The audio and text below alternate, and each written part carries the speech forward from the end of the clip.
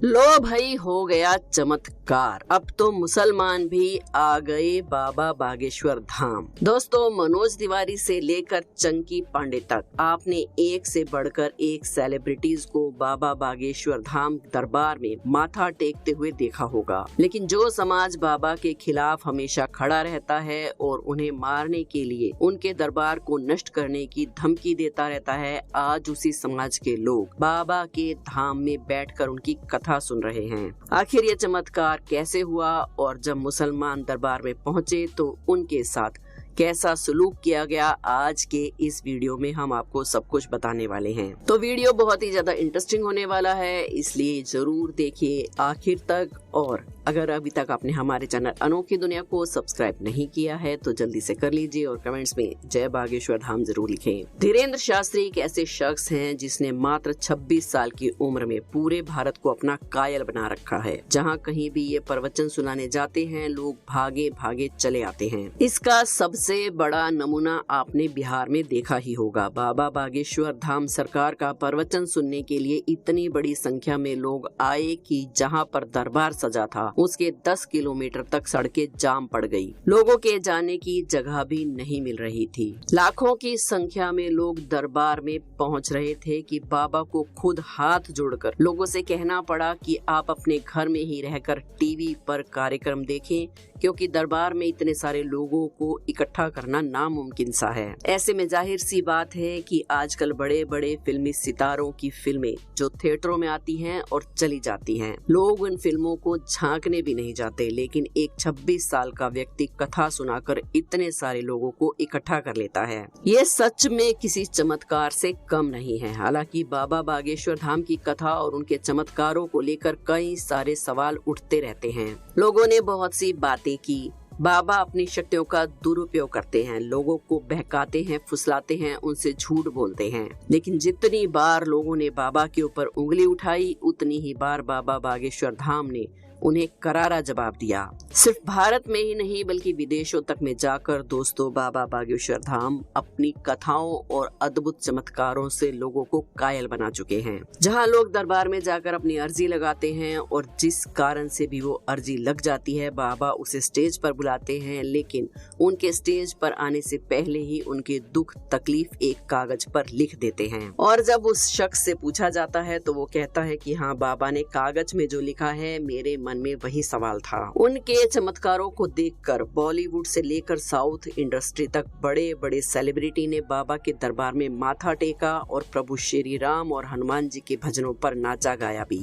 सिर्फ सेलिब्रिटीज ही नहीं बल्कि बड़े बड़े राजनेताओं ने भी बाबा के दरबार की शोभा बढ़ाई है।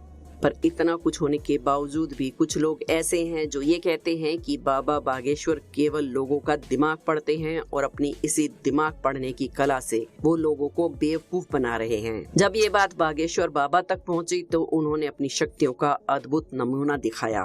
क्योंकि जो लोग कह रहे थे कि बाबा दिमाग पढ़ने की कला का दुरुपयोग करते हैं, उन्हीं लोगों के लिए बाबा ने अपने दरबार में एक रिपोर्टर से कहा कि मैं अपने पर्चे में कुछ सवाल लिख रहा हूँ। अब आप दरबार में मौजूद हजारों लोगों में से किसी को भी उठाइए। आप जिस किसी को भी उठाएंगे पर्चे पर लिखे सवाल उसी के होंगे। रिपोर्टर महिला को लगा कि ये तो नामुमकिन है, बिना शक्ल देखे बाबा कैसे किसी का दिमाग पढ़ सकते हैं। लेकिन जब रिपोर्टर महिला ने अचानक से ही दरबार से एक व्यक्ति को उठाया तो उस व्यक्ति ने जब सवाल पूछना शुरू किया तो ये वही सवाल थे जिसके बारे में बागेश्वर बाबा ने पहले से ही पर्चे पर लिख दिया था। इस चमत्कार को देखने पर लोगों के होश उड़ गए। लेकिन फिर भी बागेश्वर बाबा का विरोध करने वाले लोगों की कमी नहीं हुई। लोग लगातार इन्हें ढोंगी पाखंडी कहते जा रहे हैं, खास करके दूसरे धर्म और समुदाय से ताल्लुक रखने वाले लोग। ये लोग बाबा को सीधा निशाना बनाते ही रहते हैं, लेकिन कहते हैं कि हो ना हो इंसान को सही रास्ता मिल ही जाता है। तभी तो बाबा के दरबार में एक ऐसी चीज हुई जो आज तक कभी देखने को नहीं मिली। इनके दरबार में रामायण और हनुमान जी की कथा सुनने के लिए कोई और नहीं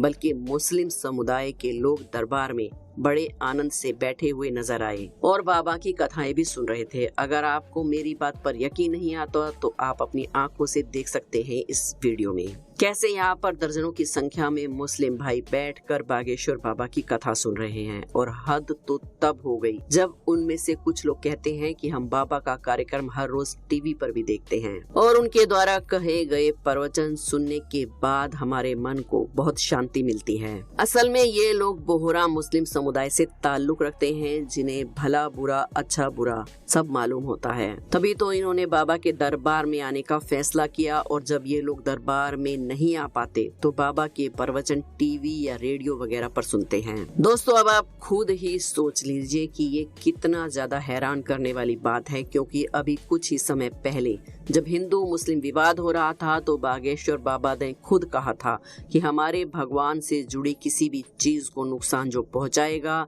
उसे कभी नहीं छोड़ेंगे और बुलडोजर चलवा देंगे। इस बात को बाबा स्वीकार भी करते हैं कि हमारे ईश्वर हमारे माता पिता हैं और अगर कोई हमारे माता पिता के ऊपर आंख उठाकर देखेगा तो हम बर्दाश्त नहीं करेंगे।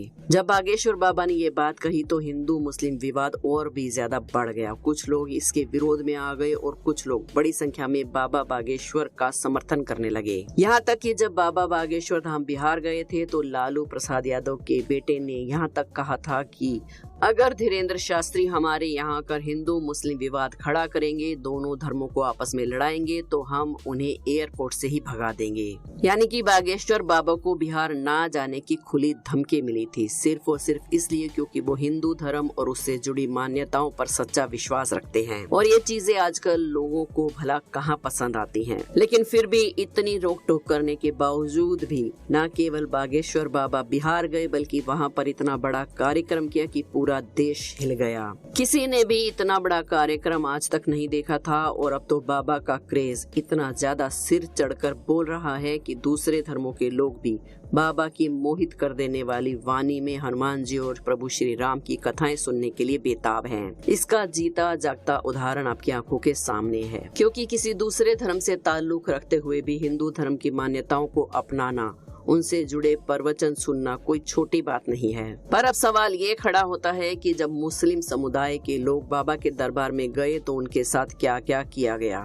तो आपको बता दें कि बाबा के दरबार में सभी का पूरे दिल से स्वागत है। जो कोई भी मन से बाबा के प्रवचन सुनने के लिए तैयार है, बाबा उसे कभी भी दरबार में आने से मना नहीं करते हैं, उल्टा उनका स्वागत किया जाता है। और ऐसा ही कुछ इन मुस्लिम भाइयों के साथ भी किया गया। उनके बैठने के लिए अच्छी व्यवस्था की गई, उनका पूरा ख्याल रखा गया और बागेश्वर बाबा ने खुद दरबार में बैठे मुस्लिम भाइयों को संबोधित करते हुए ये कहा कि दुनिया को लगता है कि हम अपने रिएक्शंस में रहते हैं, लेकिन हम तो एक्शन में रहते हैं। हमें तो आपसे कोई गिला शिकवा नहीं है। हमारा मकसद तो देश में प्रभु श्री राम और हनुमान जी की भक्ति को फैलाना है, ताकि लोग ईश्वर से जुड़कर नेकी की तरफ आगे बढ़ सकें। धीरेन्द्र शास्त्री ने कहा कि अधजल गगरी छलकत जाए, यानी कि आधा ज्ञान हमेशा उबलता रहता है। इंसान को लगता है कि सब कुछ पता हो गया है, लेकिन इस तरह के लोग बहुत ही बुरे काम करते हैं। लेकिन जिन लोगों को पूरा ज्ञान होता है वो सभी तरह के विचारों को अपने मन से हटाकर ईश्वर की भक्ति में लग जाते हैं। बाबा का उद्देश्य यही समझाना था कि जो लोग दूसरों का बुरा सोचते हैं, मन में छल कपट रखते हैं, ईर्ष्या रखते हैं, वो कभी भी सुखी नहीं रहते।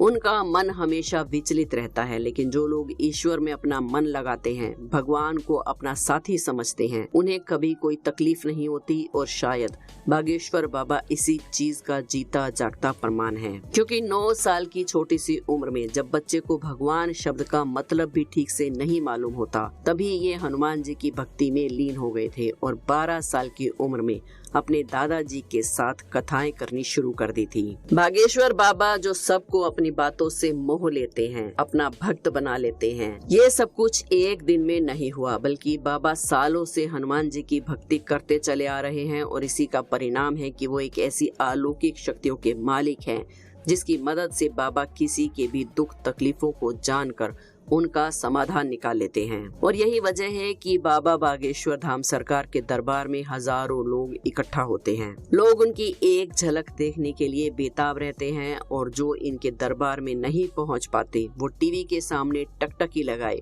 बाबा की बातें सुनते रहते हैं। फिर चाहे वो किसी भी धर्म, जाति या समाज से ताल्लुक क्यों न रखते हो, किसी भी वर्ग के क्यों ना हो, चाहे उनके पास कितना भी पैसा क्यों ना हो, एक बार अगर कोई बाबा का भक्त बन गया तो उसके सभी कष्ट अपने आप दूर हो जाते हैं। तो दोस्तों, ये थी बाबा बागेश्वर धाम सरकार के दरबार की सच्ची कहानी, जिसने कई लोगों को हैरान किया हुआ है। बाकी आपका इस विषय में क्या ख्याल है, हमें कमेंट्स में जरूर बताएं। वीडियो पसंद आई हो तो एक लाइक जरूर करें। हमारे चैनल अनोखी दुनिया को सब्सक्राइब करके बेल आइकन को जरूर प्रेस कर लें और कमेंट्स में जय बागेश्वर धाम जरूर लिखें। कल फिर मिलेंगे एक और वीडियो में। जय बाबा बजरंगबली।